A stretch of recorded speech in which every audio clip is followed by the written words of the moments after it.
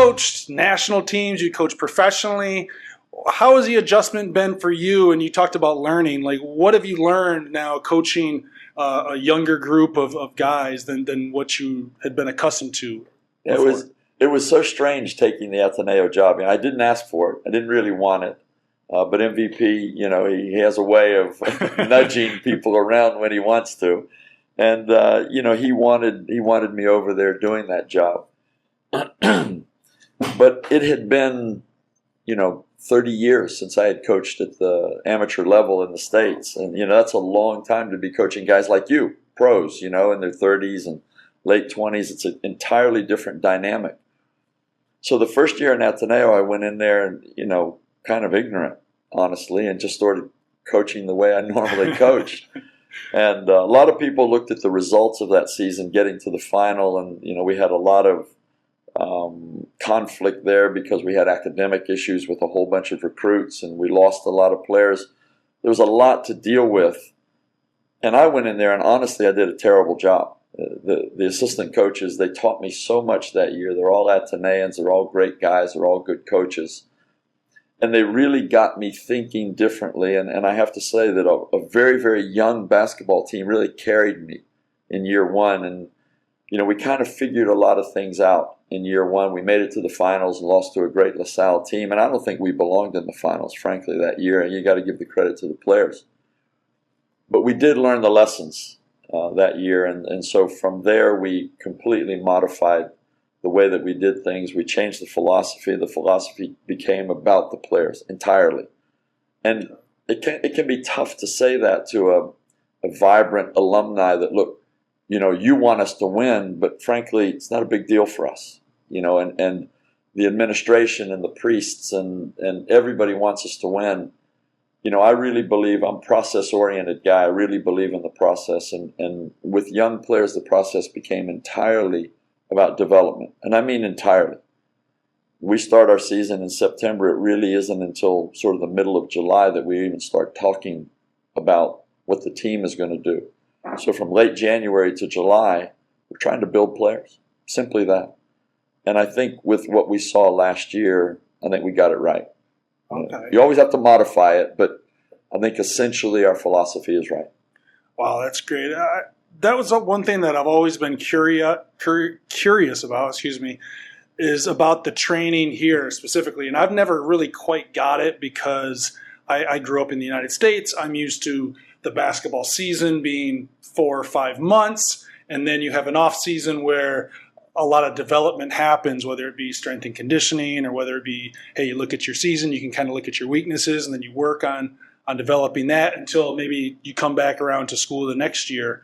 And here it's a full-time gig. So I wondered how you, in most teams, I think, practice year-round, do normal basketball practice, and I was always kind of like, and they run a long practice, and I was like, man, that's got to be taxing for the athletes that are also going to school.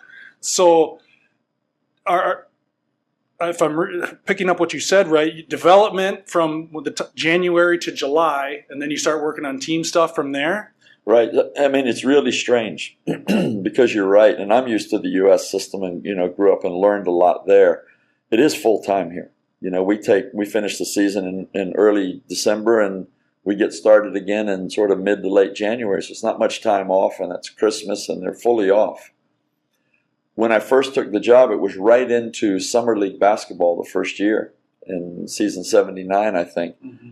And we went up against LaSalle, and they literally just bullied us all over the court. A tremendously well-trained and physical, strong team, and Ben Mbala, and it was a big lesson for our players and for our coaches. So when we rolled through that year, it was evident to me that we were weak, that we had the wrong approach to playing the game. We were ill-disciplined in a lot of things, and our players were really undertrained for fundamental performances. And being a disciplinarian myself, and always have been, those sorts of fundamental qualities are extremely important.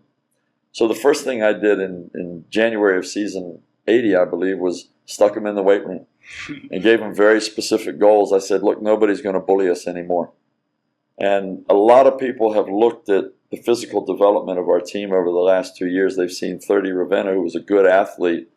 All of a sudden, I see your Hulk standing over there. He's like a mini Hulk now, walking around. But not just him. We had guys lose an immense amount of baby fat that they were carrying around.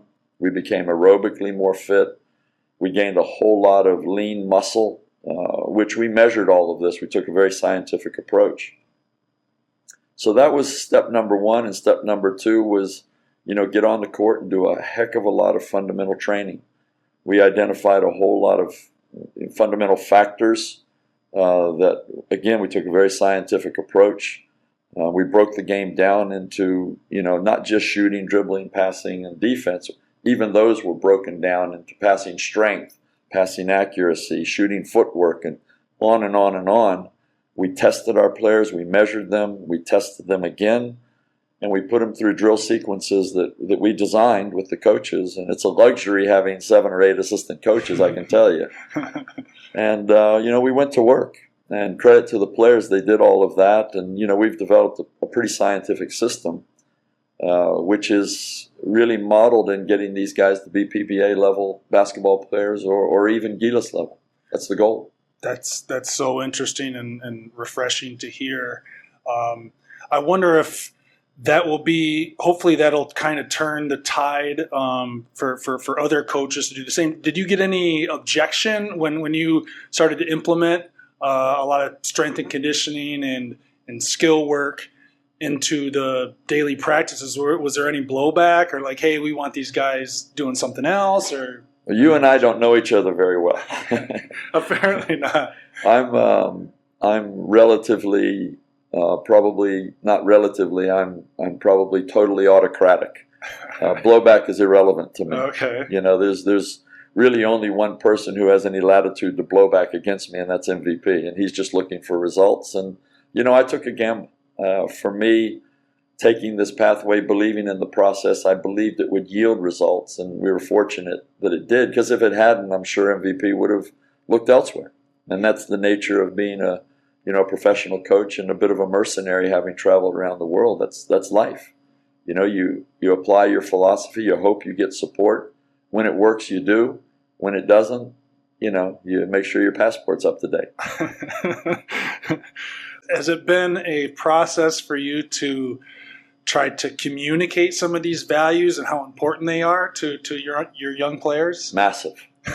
Massive. But the good thing is that they're young players. Yeah. So while they're susceptible from a skill standpoint to making more turnovers, they're more susceptible to embrace philosophies and ideologies. And so I think we've had success there. And one of the interesting things we've done as a coaching staff is we compile a tremendous amount of video, not just from us, but from teams all over the world. And we look a lot at EuroLeague basketball. So we take, again, from this January to July period, we take the teams almost every day into a video session, which is part of their development. And after all, they're in college. They're supposed to be learning. Yep. We're supposed to be teaching. Just so happens that it's basketball instead of, humanities. So we take them in there and we say, this is the right way to play the game. We show them a lot of video. We break it down to a lot of detail. And they've been great. They absorb, they listen, and then they try to emulate. And I think that's one of the reasons we're improving. Yeah, that's great to hear. And just